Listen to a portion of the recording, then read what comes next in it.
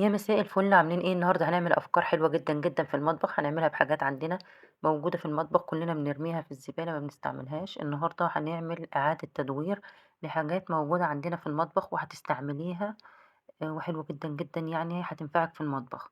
معايا كده شنطة بتاعة الملابس اللي أنتِ بتشتري فيها الملابس زي دي كده، تشتري فيها بقى عبايات، لبس لولادِك كده يعني. هنعمل منها حاجة حلوة أوي، أوي هتنفعك في المطبخ، وكمان بتشتريها غالية جدًا، جدًا. الحاجة دي بنستعملها طبعًا في الكريم شانتيه، وبنستعملها في البسكوتات، وبنستعملها في حاجات كتير برضه. طبعًا أنتم عرفتوا أنا هاعمل إيه. أنا جبت شنطة كده، يعني لازمًا تكون الشنطة الخامة بتاعتها تقيلة، ما تكونش خفيفة خالص. تنيتها زي ما شفتوا كده بالشكل ده، هاقصها بالمقص في ناحية مقفولة، والناحية اللي باقصها بالمقص دي هنقفلها برضه يعني زي التانية بالضبط.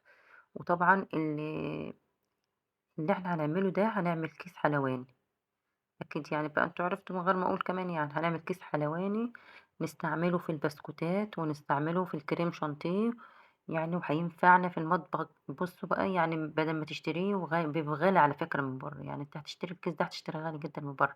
أنا جبت سكينة بقى وعملت كده سخنتها على البوتاجاز زي ما انتم شايفين، وهقفل الناحية المفتوحة دي، هقفلها بقى خالص. طبعا انتم بمجرد ما تحط عليها السكينة هتتقفل وهتبقى معاكِ جامدة خالص، يعني مش هتتقطع أصلًا تاني.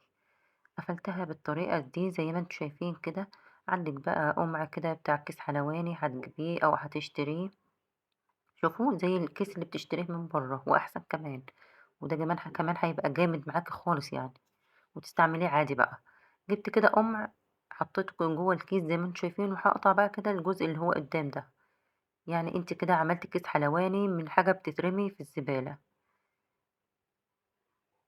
أهو كده عملنا كيس حلواني حلو جدًا، جدًا بقى هينفعِك وتستفادي منه في أي وصفة بتعمليها. برضه هنعمل حاجة تانية برضه بإزازة الزيت، إزازة الزيت اللي بنرميها ما بنستعملهاش، هنستعمل منها جزء برضه كده هنستعمله في كيس الحلواني. هنعمل إيه برضه دلوقتي، هنعمل قمع يا بنات. نعمل قمع اللي إحنا بنشتريه من برّه برضه بيبقى غالي جدًا، جدًا. إحنا هنعمله ببلاش، يعني حاجة أهيّة بنرميها. كده هنعمل قمع حلو جدًا النهارده برضه. بُصّوا هاقص الحرف ده وكده وهاسيّحه برضه بالنار كده عشان إيه ما يقطّعليش الكيس الحلواني، هاسيّحه كده واخلّيه ناعم. عملته بقى زي ما شفتوا كده.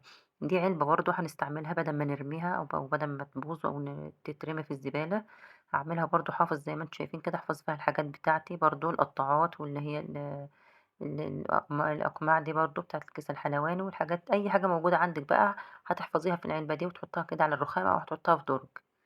بس كده اتخلصنا من الكركبة اللي عندنا. لو انت عندك كركبة بقى في درج المطبخ، اي علبة موجودة عندك زي دي هتستعمليها. برضو هعمل وصفة تانية حلوة جدا جدا بقى هتخلي المواعين بتاعتك بتلمع، بصي هتبقى زي الجديدة.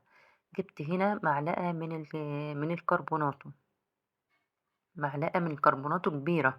حطيت عليها عصرة ليمونة، حطيت عليها كمان كوباية من المية أو نص كوباية من المية، يعني على حسب الكمية اللي انت هتحطيها. وحطيت عليها كمان معلقة كبيرة من البريل أو من صابون المواعين العادي. بصوا بقى أنا هغسل بيها كمان حلوة أوي أوي في الاستانلس، بتخلي الاستانلس كده زي الجديد معاكي. بصوا بقى وتغسلي بها الحوض، تغسلي بها اللي ممكن تنقعي فيها المعالق بتاعتك، هتخلي لك المعالق ترجع جديدة. تحفة تحفة تحفة بصراحة. يعني المسحوق ده هنستعمله في المواعين كلها طبعا. المواعين كلها هتلمع كده لو غسلت بالمسحوق ده. بص بقى الكوبايات بتاعتي، الكوبايات هترجع كده زي الجديدة كريستال. بصراحة حلوة جدًا، جدًا، هتلمّع لِك مواعينِك وتلمّع لِك الكوبايات بقى والمعالق هترجع جديدة. ما شاء الله حلو جدًا، جدًا. بُصّوا بقى في حاجة تانية هنعملها برضه، وصفة تانية هنعملها. هاجيب كده ورق أو كراسة عندِك قديمة أو كتاب أو أي حاجة ولادِك استعملوها وخلاص والسنة خلصت مثلًا أو خلصت معاكِ مش هتستعمليها تاني، هتحطّها كده في الحوض ونولّع فيها. هنولّع فيها مش هنولّع في المطبخ، هنولّع فيها. بُصّوا بقى الطريقة دي تحفة، تحفة، تحفة. إحنا هنولّع بقى في كل كمية الورق اللي عندنا، أي ورق بقى مش لازمًا يعني كراسة أو كشكول أو كتاب أو أي حاجة، لازمًا بُصّي أي ورق موجود عندِك عايزة تولّعي فيه ولّعي فيه. كده ولّعنا في الورق، هاشيل بقى اللي هي البواقي اللي ما ولعتش دي مش هنحتاجها خالص. أنا هاحتاج بس الإيه، الحاجات اللي هي ولعت ديّة. بُصّوا بقى هاقول لكم، هاحط هنا شوية صابون مواعين أو بريل وهنستعمل بقى الليفة أو نستعمل استلك المواعين. هاجيب الليفة بتاعتي كده، حطيت شوية من الصابون، هاستعمل بقى الليفة نغسل بيها بقى إيه، الحوض. هنغسل الحوض بتاعنا باللي إحنا ولعناه كده من الورق. طبعًا كنا بنستعمل الحاجات دي زمان، كانوا أمهاتنا وأجدادنا كانوا بيستعملوا الحاجات دي زمان، كانت بتلمّع المواعين بصراحة، وكانت بتلمّع الاستانلس والكوبايات.